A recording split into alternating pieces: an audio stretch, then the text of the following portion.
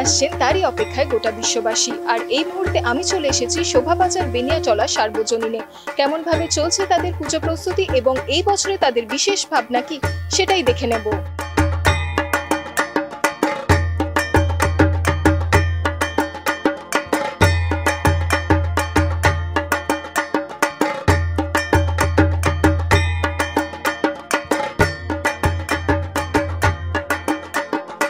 এবছর আমরা একটু ভিন্ন ধরনের থিম করছি, যেটার নাম হচ্ছে অদ্বিতীয় 100। মহানায়ক উত্তম কুমারের তার যে জীবন, তার তিনি কেন মহানায়ক হয়েছেন, তার মহানায়ক হওয়ার পেছনে যে জার্নিটা বা তার যে একটা স্ট্রাগল পিরিয়ড, সেটাকেই আমরা তুলে ধরছি।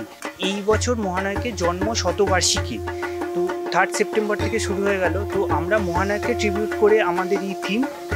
মহানায়ক হয়তো উত্তম কুমার অনেকেই নাম শুনেছেন, সবাই মহানায়ক হিসেবে জানেন, কিন্তু কেন তিনি মহানায়ক হয়েছেন, তার যে স্ট্রাগল লাইফ, তার অনেক বই ফ্লপ হয়েছে, তিনি কিভাবে সেখান থেকে রিকভার করে আজকে তিনি মহানায়ক হয়েছেন, আমরা সেই কাহিনিটা পুরোটাই এখানে তুলে ধরবো।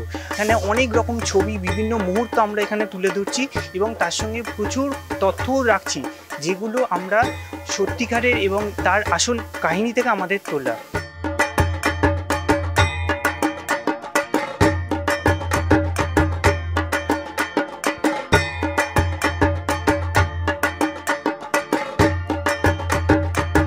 আমাদের প্রথম বৈশিষ্ট্য হচ্ছে আমাদের বারোয়ারি পুজো।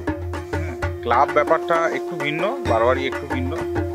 1945 সালে দ্বিতীয় বিশ্বযুদ্ধের আবহে আমাদের এই বারোয়ারি পুজোর শুরু। 2022 সালে আমাদের ঠাকুর, এক কনের ঠাকুর, অষ্টধাতু ঠাকুর প্রতিষ্ঠিত হয়েছে এবং তারপর থেকে পুজোর ব্যাপারটা আমাদের কাছে সারা বছরে।